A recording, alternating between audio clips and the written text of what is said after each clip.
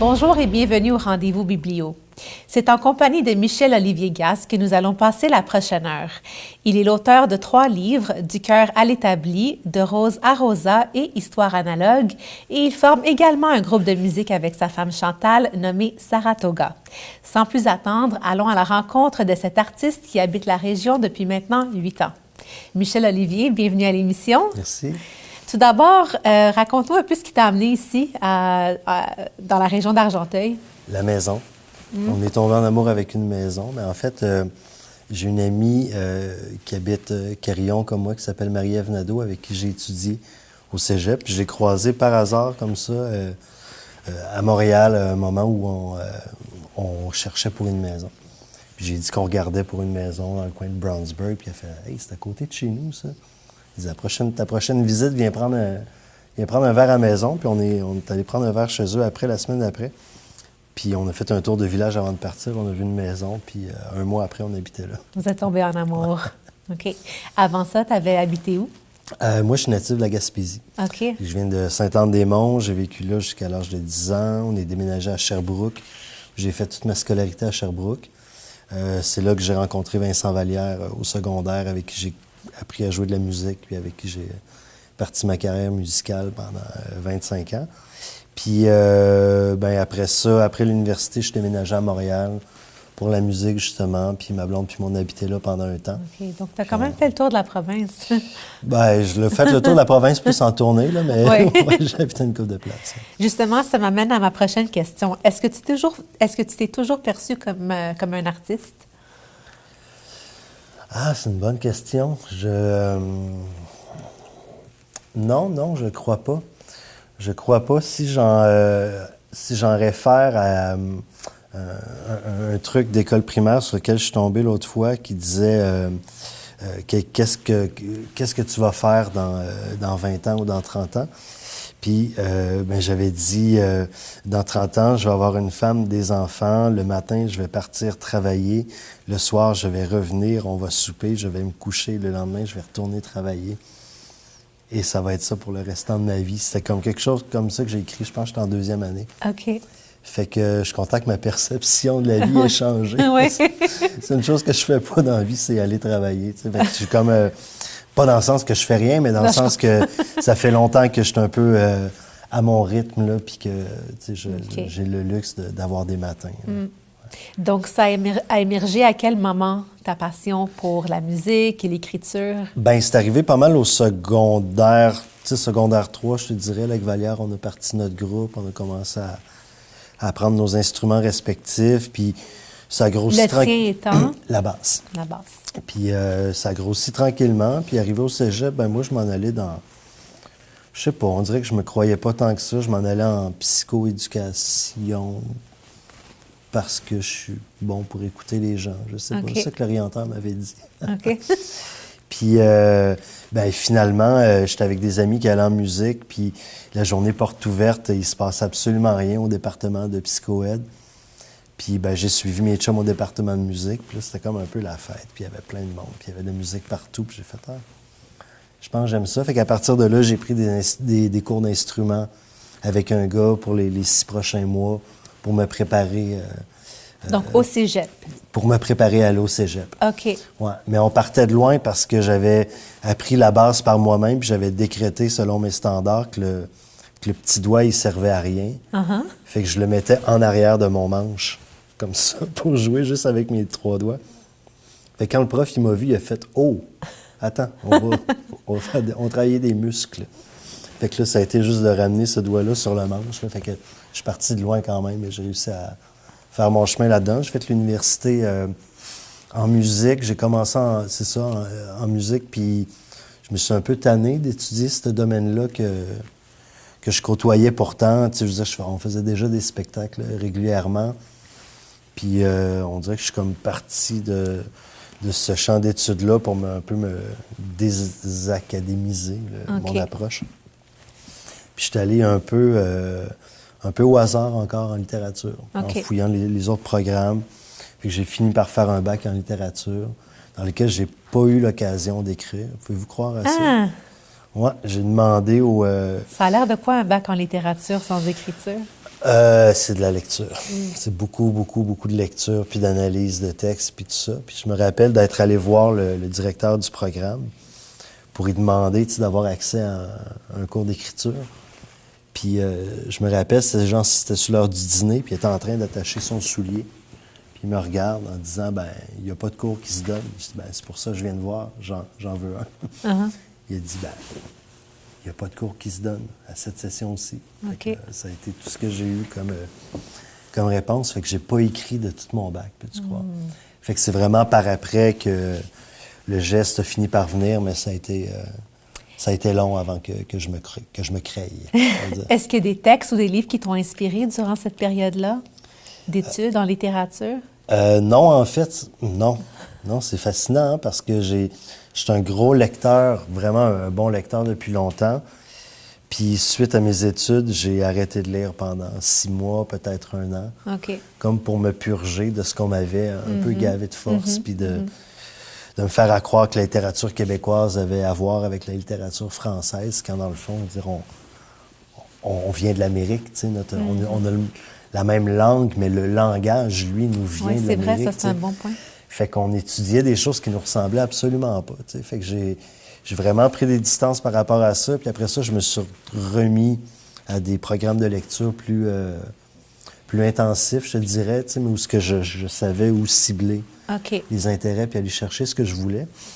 Puis je pense qu'il y a une couple d'influences assez forte, dans le sens qu'il y a des portes qui ont été ouvertes quand j'ai lu, comme plein de jeunes garçons, Charles Bukowski. Juste de lire des trucs et faire comme, OK, ça peut être des choses comme ça qu'il y a dans des livres, tu sais. Ça peut être vulgaire, ça peut être choquant, ça peut être débraillé, ça peut aller vraiment dans plein de directions. Un peu dans ce sens-là, la lecture des poèmes de Patrice Desbiens m'a ouvert cette porte-là. OK. Puis après ça, Dany Laferrière, Philippe Gian m'ont comme pas mal épaulé dans ma découverte de la littérature. Puis au niveau de l'écriture, concrètement, je te dirais, j'ai lu pas mal Henry Miller, qui est un grand écrivain américain des années 20 à 70 peut-être, qui a une œuvre hallucinante. Puis il a produit un peu sur le tard, en rétrospective, une histoire de sa vie qui s'appelle la trilogie en rose, qui regroupe à peu près 2000 pages en 3 tomes. Là. Ça fait que c'est Sexus, Plexus, puis Nexus, les titres. Puis à la fin de Nexus, c'est une lecture quand même assez ardue, mais Miller étant ce qu'il est, c'est foisonnant de vie, même quand il est dans la pauvreté puis qu'il se nourrit dans les déchets, mais tout ça, mais il y a une espèce d'amour de la vie qui traverse son œuvre. Pour se rendre jusqu'à la fin du 3e tome, où là, il se dit, j'écris mon premier livre, qui est Le Tropique du cancer. Fait que c'est comme si après avoir traversé toute cette œuvre-là, j'ai fait... C'est mon tour. OK, je me lance, tu sais. Fait que j'ai commencé à écrire un premier roman qui était... Est-ce que c'est celui qu'on voit ici? Non, vraiment pas. Je me rappelle même plus du titre que j'y ai donné, tu sais, mais c'était extrêmement malhabile et terriblement mauvais. C'était l'histoire d'un jeune garçon qui prend de l'alcool et rencontre des filles. C'était un peu gênant. Est-ce que c'était toi, le garçon? Ben oui, évidemment, j'avais pas la distance pour me mettre dans la peau de qui que ce soit d'autre que de raconter des choses qui se passaient, puis c'est globalement ce que je fais encore. Mais, c'est tellement... Puis tu sais, j'ai fait imprimer ce livre-là en plein de copies pour donner à des amis pour recevoir leurs commentaires. Fait que j'ai eu pendant longtemps des feuilles brouillons de ce livre-là, tu sais, parce que moi, je jette jamais une feuille qui a un côté blanc, là, tu sais, je m'en sers encore.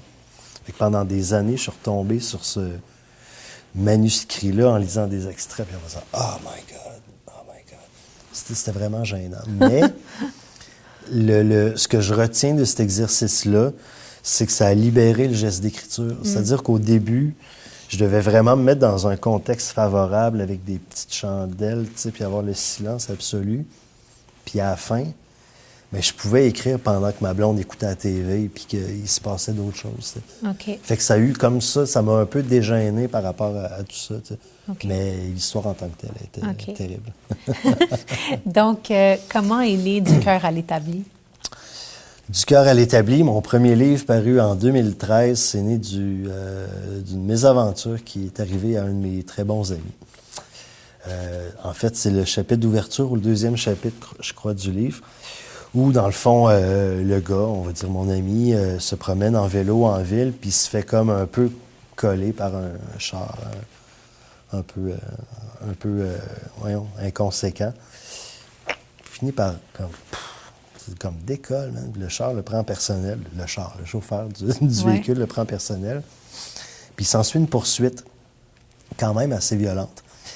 Puis ça finit, ça se passe dans le centre-sud à Montréal. Fait que, tu sais, il y a une descente de côte, il se fait couper, puis il se fait pogner comme dans le stationnement du magasin L'Accordé, le magasin de plein air, là où le char finit par le couper. Puis le gars, il sort du char, puis il se met à foutre une volée à mon ami. Puis à ce moment-là, il y a quelqu'un qui sort du magasin avec une pagaie, puis qui s'approche, puis qui fait mine de frapper l'assaillant. Puis le gars, Pas ton ami, l'assaillant. L'assaillant. Le gars d'école, finalement. T'sais. Fait que là, mon ami dit merci et tout, blablabla, puis ça finit là, tu sais. Puis là, il me raconte ça pas longtemps après, puis je fais comme, hey, j'ai envie de faire une nouvelle avec ça, tu sais. Je dis, bah, OK, vas-y. Fait que là, j'écris l'histoire. Mais à la fin de mon histoire, je me ramasse avec un gars qui a une pagaie, puis un autre qui est comme complètement défiguré, puis ils sont dans un état qui est complètement inhabituel, les deux. Puis je dis, ben, je peux pas finir une histoire de même. Fait que j'ai fait continuer cette histoire-là.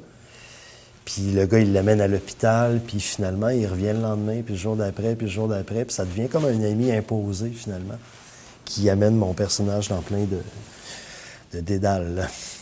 Fait que c'est ça, ça a parti un peu de cette anecdote-là. Mais l'affaire, c'est que c'est comme, bon, un premier roman, j'ai dit pendant longtemps, un premier roman, ça reste toujours bien un document Word que personne n'est au courant. T'sais. Je veux dire, t'as beau avoir écrit un livre, mais c'est pas un livre tant que c'est pas publié, tant que c'est pas dans les mains des gens.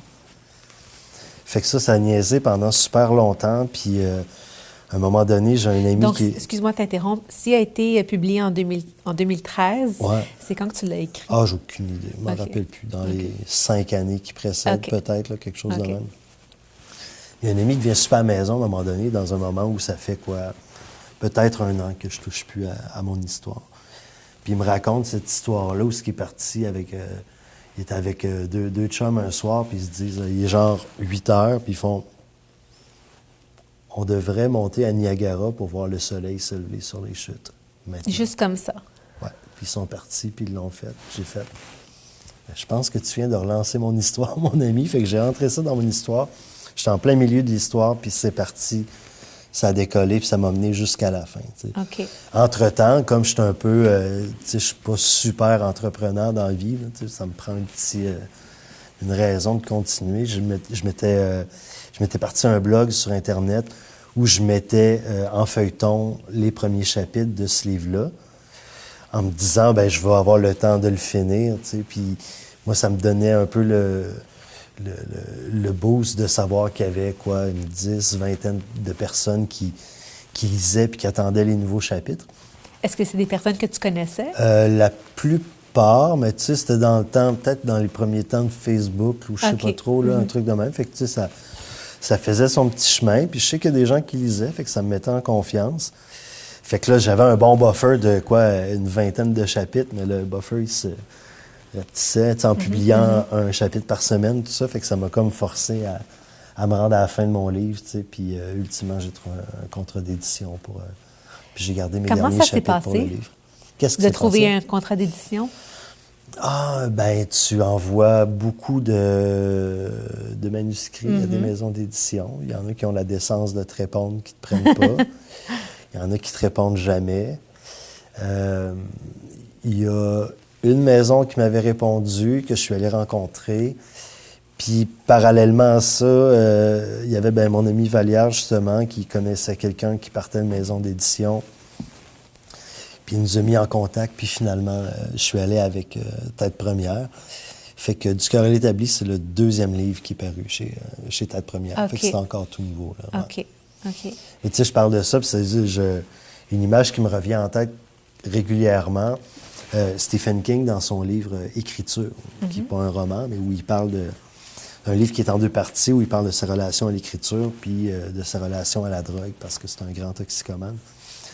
Mais il parle que ses plus grands livres, ses premiers livres, il les a écrits dans un bureau qu'il avait installé dans un garde-robe, qui avait ouvert les portes puis il avait rentré une table là-dedans. Fait que c'était demi-enclavé. Puis il avait cogné un clou en plein milieu de sa face dans le mur. Puis à chaque lettre de refus qu'il recevait, il appinait sur le clou, puis les lettres s'empilaient. Puis c'est ça qui le motivait à finir son livre puis à faire un meilleur livre. Ça le motivait. Ouais. C'est pour ça, ça explique peut-être la violence qu'il y a dans ses livres. OK. C'est étrange d'être motivé par ça. Ouais, ben en même temps, tu dis, gars, tu peux te dire, gars, je vais le montrer. Ouais, oui, aussi. Aussi. Fait qu'une lettre de refus, tu sais, au moins, il y a une considération qui vient avec ça, mais pas avoir de nouvelles pantoutes, c'est plate. Je peux comprendre. Ouais. Je peux comprendre. Est-ce que tu es allé les revoir, ces mêmes personnes-là qui t'ont jamais répondu pour ton deuxième livre ou non? Ben non, parce que j'avais déjà un contrat, la voie était pavée, tu sais, puis... mais j'ai entendu du monde dire, j'aurais aimé ça l'attraper. OK. Au début. C'est bon, ça. Ça m'a fait plaisir. Oui. Je trouvais ça cool. Je dis du monde après ça. Deux personnes. Là. Mais quand même. C'est assez. Qu'est-ce qui a inspiré ton deuxième roman? Le deuxième roman, De Rose à Rosa, c'est en fait une collection de récits. Si on se ramène à l'époque, lui est paru en 2014. À l'époque, il y avait un journal en ligne qui s'appelait le Huffington Post, qui était débarqué, qui était dans le fond une plateforme où les gens pouvaient contribuer gratuitement à des articles et tout ça. Puis voir, ça les avait un peu... ça avait choqué quand même bien du monde, là, de dire, OK, on utilise comme ça les ressources gratuitement. Fait que Voir avait ouvert un peu sa section blog en disant, nous prenons les blogueurs, si vous avez des idées de chroniques, puis tout ça, puis on vous paye au clic, au nombre de clics. Fait que moi, je les ai abordés en disant, j'aimerais ça écrire... avoir une chronique dans vos pages, mais je ne sais pas vraiment de quoi je pourrais parler. Puis là, Simon Jourdouin, le rédacteur en chef, il m'avait dit, peut-être faire des chroniques sur la musique. Je dis, non, sais-tu, justement, je vais faire le contraire. Je suis tellement parti souvent que je vais faire des histoires sur quand je suis pas en tournée. Okay.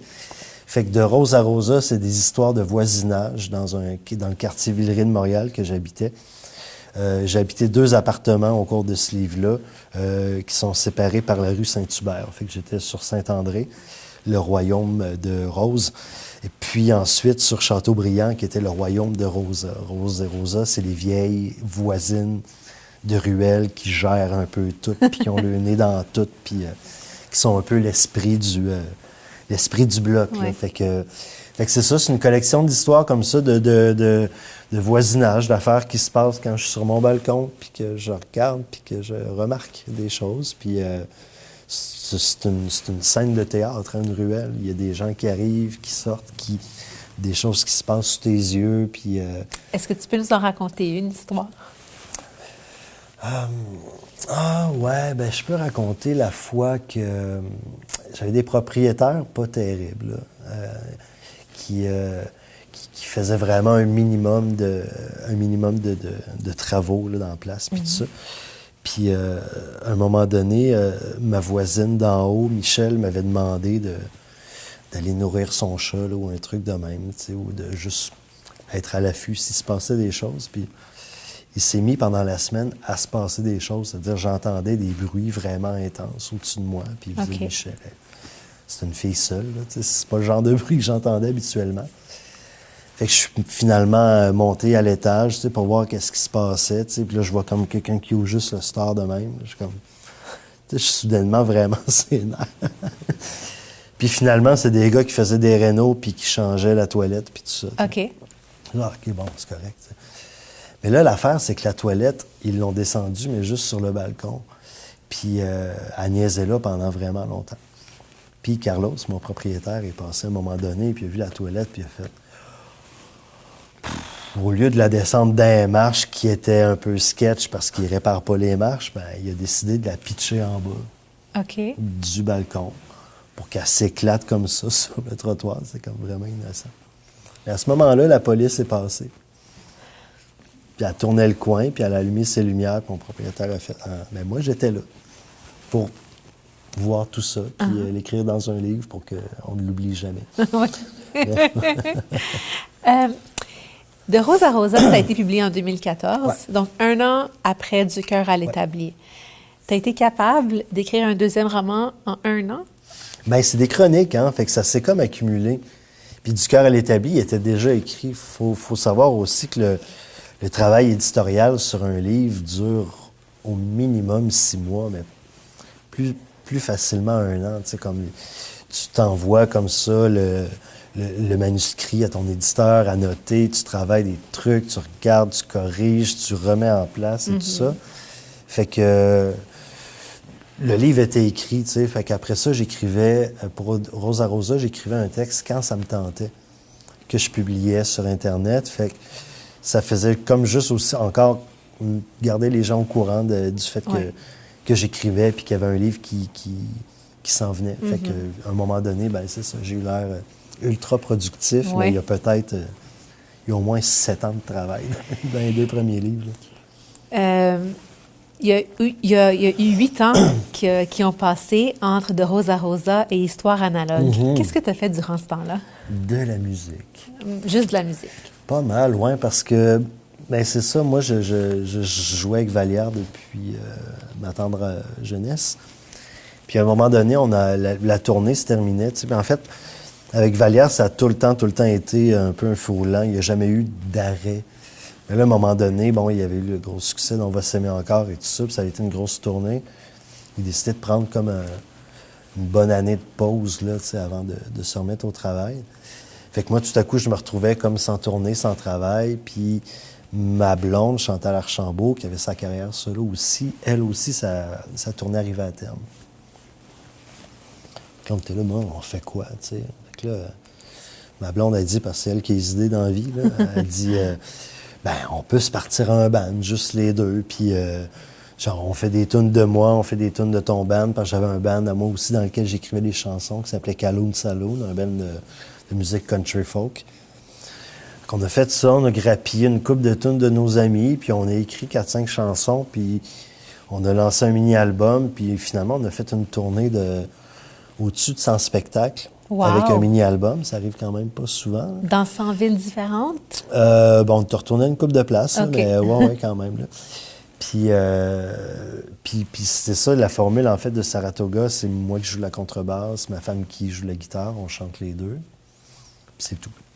Fait qu'il n'y a pas d'effectifs, on n'avait même pas de technicien avec nous, on avait tout le kit de non de fit, puis on partait à 2 jours d'avis, là, si on nous appelait pour faire un spectacle. Fait qu'on a lancé ça, puis dans le fond, ça a juste... Ça a décollé. En 2015, notre premier mini-album. En 2016, on a fait l'album Fleurs, qui est juste ici. Puis qui a eu à peu près presque 150 spectacles de cette tournée-là. Puis notre album suivant, c'était Ceci est une espèce aimée en 2019. Qui, lui, est paru juste avant la pandémie. Fait qu'on s'est fait un peu... La tournée était escamotée. Malheureusement, oui. Puis on a fait paraître... en fait, juste un peu avant qu'Histoire analogue paraisse, on faisait paraître un album de musique ambiante qui s'appelle Forêt. Okay. C'est pas de la chanson, fait que c'est vraiment juste des musiques contemplatives et assez posées. Ouais. Vous avez reçu des nominations aussi pour vos albums, n'est-ce pas? Oui, il y a eu des nominations. Je pense que c'était album country folk et tout ça, mais c'est quand même assez difficile de se faire un chemin dans le domaine des prix. Mais on a gagné des prix à des trucs comme... une fois, c'était bien le fun, là, la bourse Rideau. Ça, c'est la place où il y a tous les diffuseurs qui se rassemblent pour, mettons, prévoir leur programmation musicale. Puis nous, on avait fait une vitrine. Une vitrine, c'est un spectacle de 20 minutes pour donner un extrait de ce que ton spectacle peut être. Puis, on savait pas qu'il y avait des prix de remis après ça. Fait qu'il a fallu retourner à Québec 2 jours après. Puis, on les a presque toutes gagnées. Oh, wow! Je pense qu'on a gagné 7 sur 9. Wow! Ça nous a envoyé en Europe. Ça nous a fait faire vraiment plein de trucs. Là. OK. Où en Europe, exactement? Mon Dieu, à plein de places. On est allé peut-être une 12aine de fois là, tourner en Europe là, avec Saratoga. Et comment vous avez été reçus là-bas? Les gens, sais-tu, ce qui m'a marqué le plus, en fait, c'est qu'on n'est pas très verbeux, tu sais, la chanson, l'approche française de la chanson est souvent très verbeuse, mais on porte une grande attention aux mots, mais tout ce qui tourne autour de Saratoga en frais de musique, c'est vraiment dans la délicatesse, puis on essaie d'être, de faire laisser le moins de traces possible, sauf dans les cœurs. OK. Puis, bref, c'est ça, les gens étaient surpris qu'une musique soit aussi douce, mais aussi, c'est qu'on parle pas mal. Puis ma blonde est bien spontanée. Elle a comme pas de filtre, puis j'aime bien profiter de ça, puis d'en parler pendant les spectacles. Ce qui fait qu'elle éclate souvent de rire. Et ce rire-là, franc, à quelques reprises, ça nous est arrivé que justement des spectateurs français nous disent « On connaît pas ce rire-là ici. Hein? Ça, le rire comme ça, Pour il n'y a vrai? personne qui fait ça. C'est comme s'il y avait une retenue des vieux pays là, qui fait que tu tu peux pas t'esclaffer sans raison vraiment devant des gens comme ça, comme si ça montrait une vulnérabilité, je sais pas. Là, OK. ça avait marqué du monde, puis de m'en faire parler comme ça m'a énormément marqué. Ouais. Quels sont vos plans pour l'avenir? Musicalement, Ouais. tu parles? Éventuellement, faire un prochain album. OK. Mais on se presse pas. Puis essayer de brasser un peu la structure esthétique de l'affaire parce que depuis le début, c'est acoustique, guitare, contrebasse. Fait qu'on va essayer d'aller voir d'autres avenues musicales un peu. OK. Surtout après avoir fait un album ambiant qui est rempli de synthétiseurs et tout ça, qui était comme vraiment quelque chose d'autre dans la palette sonore à laquelle on a habitué les gens. OK. Fait que c'est ça, il faut juste trouver des choses pertinentes à chanter, pas écrire des chansons pour rien. OK. Puis comme on est deux à écrire, tu sais, c'est pas un jeu personnel qui habille les chansons. Je veux dire, les chansons doivent être aussi pertinentes d'être chantées par un homme qu'une femme. Ouais. Fait que c'est ça, on essaie de pas trop parler de nous non plus. Fait que c'est quand même assez complexe de trouver la zone par laquelle on aborde les chansons. Là. OK. Fait que on se met là-dedans tranquillement. Est-ce que vous planifiez de conquérir les États-Unis éventuellement? D'aucune façon. Non. Je vois pas pourquoi on irait là. À moins de tomber dans une talle de francophiles, là, mais je veux dire, on chante en français, là, fait que Oui. on est déjà allé faire une vitrine, comme je parlais, en Suisse allemande. Une vitrine? Une vitrine, comme je t'ai dit, un petit spectacle de 20 minutes pour justement se vendre à des diffuseurs européens. Et puis on était en Suisse allemande dans un festival de théâtre et on est allé là pendant 36 heures pour absolument rien. Pourquoi? Parce qu'on n'a eu aucun spectacle qui nous est venu de ça. OK. Mais on était des jeunes parents, fait qu'on a fait garder notre enfant, puis on a profité pour faire des siestes. Ah. Et je vais virer une très grosse brosse. C'était mérité. Ah. Donc, justement, parlons maintenant d'histoire analogue. Ouais. Parce que c'est là qu'on apprend comment toi et ta femme, vous vous êtes rencontrés. Et puis, il y a quand même un concept. Le livre la structure du livre est quand même très intéressante. C'est un beau concept. Parle-nous-en un petit peu.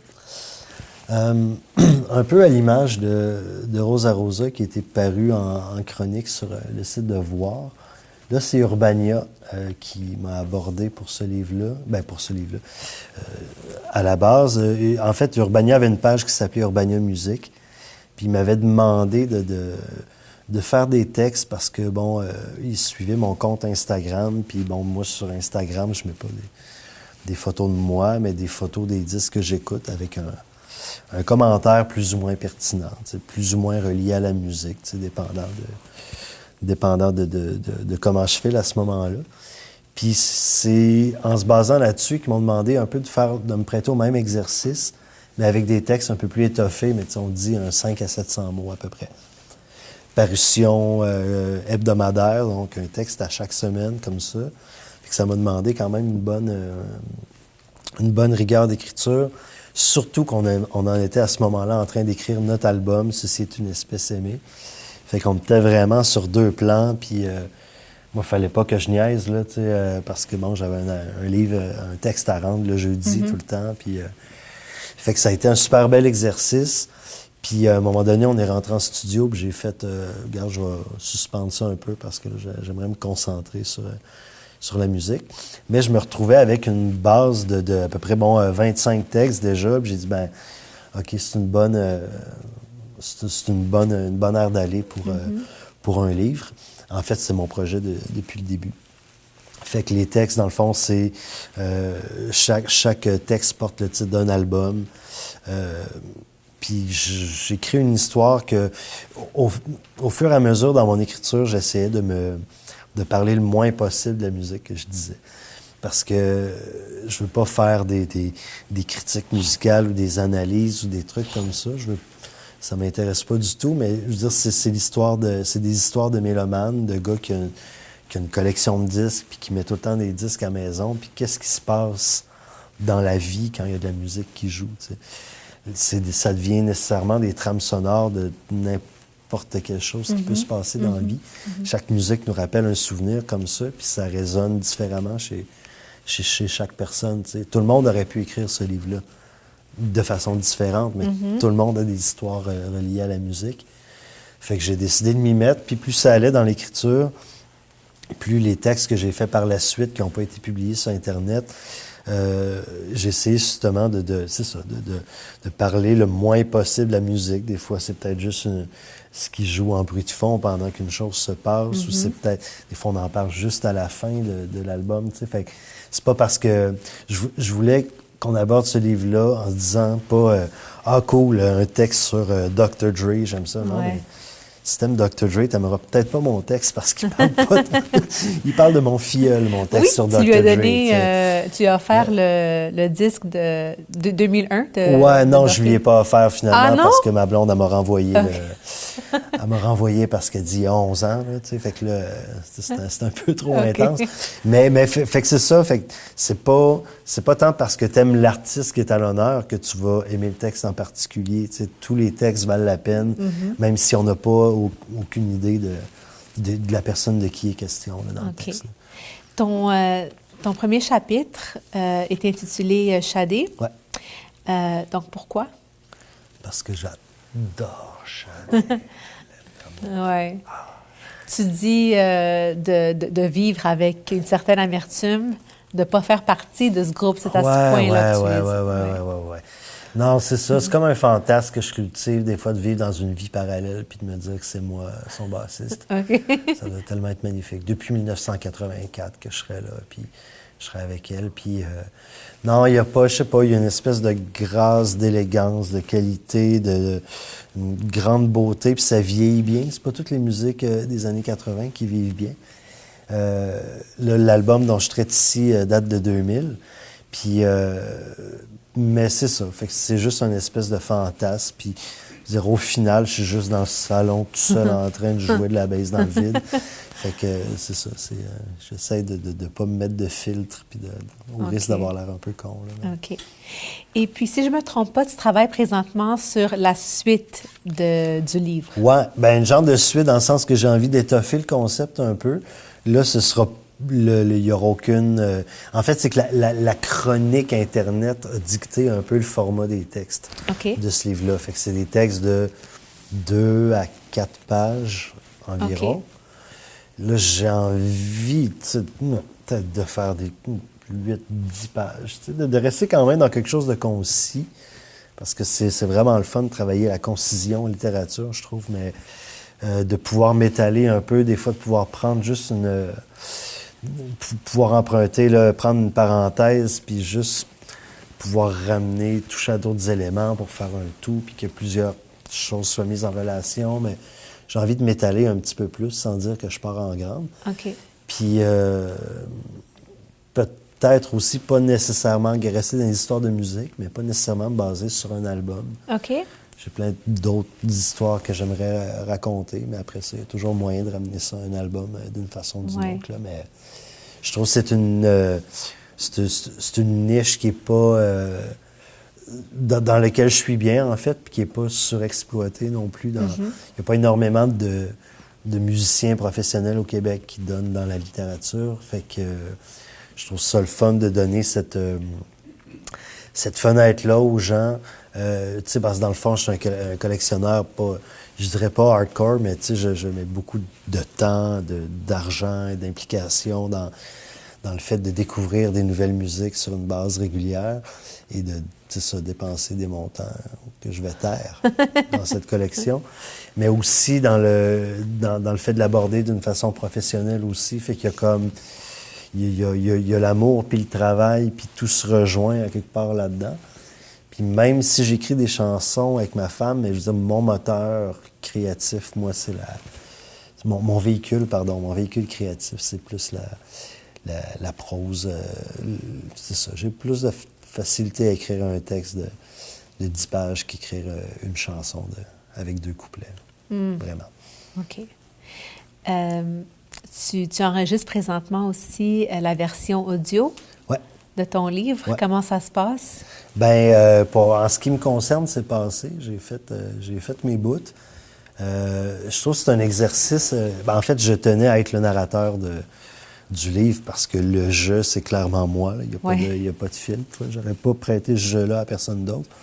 Puis, c'est un drôle d'exercice physique quand même, là, de parler tout le temps, sans arrêt, mais là, d'être super concerné par le son parce qu'on est dans une petite boîte grosse comme ça pour enregistrer. Puis, je veux dire, j'entendais des bruits avant même d'ouvrir ma bouche. Là. J'étais comme, c'est moi qui fais ces bruits-là.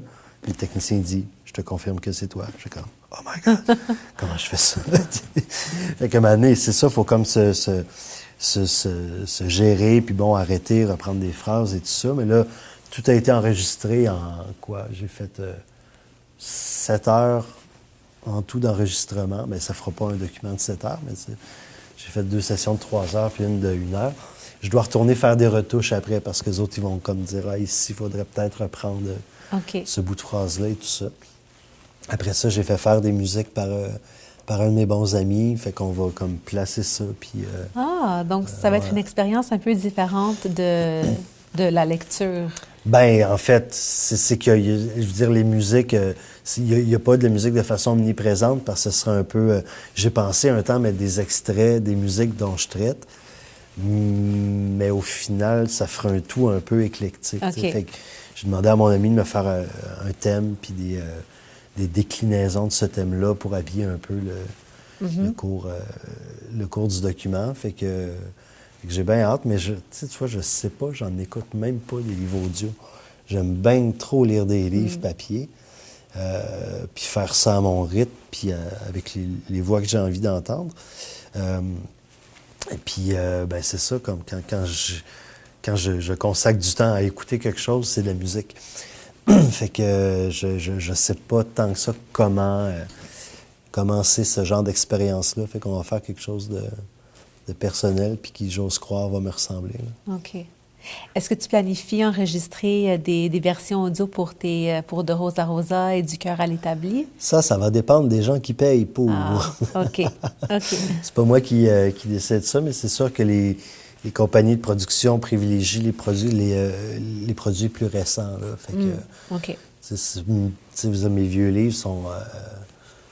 ça commence depuis le temps que ça fait qu'ils sont parus, ça commence à être un coup de chance si on les trouve en librairie. Okay. Là, fait que de là, ce qu'il y a une demande, on peut dire, pour les livres audio, je ne penserais pas. Mais j'aimerais ça les faire, ça c'est clair. Et est-ce que tu aimerais les traduire aussi dans d'autres langues? Ah, j'aimerais vraiment ça. Oui. Bien, je veux dire, je pense plus au dernier. Je n'irais pas nécessairement avec les précédents, mais ouais, j'aimerais beaucoup que le marché canadien-anglais soit... Parce que la musique, c'est un intérêt universel, donc... Oui, c'est ça. Puis j'ai beaucoup travaillé à affiner mon langage pour ce livre-là. Je pense que ça se traduirait bien. Encore là, il faut trouver quelqu'un qui a envie de le traduire. Ah, bien, les gens nous écoutent, donc oui, on ne sait jamais. Si jamais, hein? Si jamais.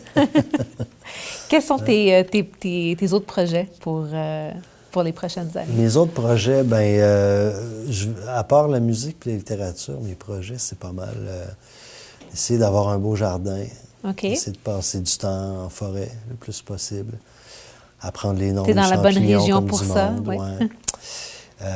J'ai la chance, c'est ça, on habite à Carillon, j'ai la chance d'avoir une petite parcelle de forêt à Wentworth, puis j'essaie d'y passer le plus de temps possible. Puis, ouais, c'est vraiment, parce que tu vois, le plus gros de mes lectures depuis comme une couple d'années tourne autour de la nature, tant que ce soit des écrits littéraires naturalistes ou vraiment des trucs plus techniques là, sur les fonctionnements des écosystèmes et tout ça. Fait que c'est vraiment ça qui m'intéresse. J'ai commencé à travailler en émondage cet automne. En quoi? En émondage. OK. Avec un émondeur, là, on coupe des arbres, puis tout ça, puis on charrie du bois, puis ça, j'adore ça. OK. Ça me fait passer pas mal de temps dans le bois aussi, Ouais. puis avec la matière. Puis ça me garde en forme, parce que je suis pas un sportif tant que ça. Puis OK. j'aime ça travailler physique, fait que puis ça me sort un peu du tourment créateur qui t'habite quand tu es en train de créer, puis surtout quand tu n'es pas en train de créer. OK. Fait qu'on est comme tout le temps un peu en train de travailler, mais tu te fais... Tu te ramènes à toi-même le fait que tu n'es pas en train de travailler quand tu fais d'autres choses. Puis en tout cas, c'est ça. Est-ce que vous aimeriez repartir en tournée, toi et ta conjointe? Moi, je suis un gars de tournée. Moi, j'adore ça. Ma blonde, un peu moins. OK. Si ça n'avait pas été de Saratoga, je pense pas qu'elle ferait de la musique encore, OK. à mon grand dame et à la grande déception de plein de gens, parce qu'elle a une voix magnifique, absolument, puis c'est une superbe mélodiste. Mais la vie de tournée, elle n'avait jamais connu ça vraiment avant qu'on parte avec Saratoga. Tu sais, dans son projet, c'était des petits spectacles ici et là. Mais dire, on part 1 semaine, 2 semaines, 3 semaines, on prend l'avion, on fait des milliers de kilomètres, des choses comme ça. On l'a vécu, puis là, on a un enfant qui arrive à 5 ans. On a fait 2 fois des tournées de 3 semaines avec la petite quand elle avait 10 mois, puis quand elle avait 1 an et demi. C'est physique. Ouais. C'est vraiment physique, fait que je sais pas quel sens va prendre la tournée. OK. Pour le prochain album qui est vraiment pas pour tout de suite. Là, fait qu'on on verra rendu là. Mais OK. ouais. Est-ce que vous avez une estimation pour... Ah, je dis rien Non? de ça. Non, Ah, non, OK. OK. Et pour la suite d'Histoire analogue? Je dis rien de ça. Non plus? J'aimerais ça que ça apparaisse l'an prochain. OK. Ouais. OK. Fait que, tu sais, l'écriture est entamée. OK. Relax, mais ouais, j'aimerais ça que ça apparaisse l'an prochain. Mais après ça, du moment que le livre est prêt, c'est pas moi nécessairement qui décide OK. quand est-ce qu'il paraît, parce que l'éditeur a comme un calendrier de parution, puis tu peux pas faire paraître plus de livres que ta structure en permet dans une seule saison. Fait que des fois, il y a des auteurs des fois qui se retrouvent avec un livre prêt puis qui doivent attendre 1 ou 2 saisons littéraires là, avant que leur livre paraisse. Fait que je sais pas, non, je peux pas rien dire là-dessus. OK. Donc, en attendant la parution de tes prochains ouvrages, où est-ce qu'on peut se procurer tes livres et tes albums? À la bibliothèque Jean-Marc Belzile de la Chute, certainement. Sinon, en librairie, il y a le site leslibraires.ca qui permet d'avoir accès au stock de toutes les librairies indépendantes du Québec. Ça permet de ne pas acheter sur Amazon aussi. Fait que c'est vraiment, tu peux choisir de quel magasin tu commandes ton livre. Fait qu'ils sont disponibles là-dessus, tous les disquaires indépendants aussi. Puis sinon, écrivez-moi, je vais aller vous en porter un. Où est-ce qu'on peut t'écrire? Sur Instagram, sur Facebook. OK. Ouais. Le nom Michel de ta page? Olivier Gasse, mon nom. OK. Mon nom. Parfait. On va inviter les gens qui nous écoutent à faire ça. La multitude d'argenteux, n'hésitez pas. Michel Olivier, merci beaucoup d'avoir été avec nous. Merci. Je vous remercie à vous aussi de nous avoir écoutés. À la prochaine.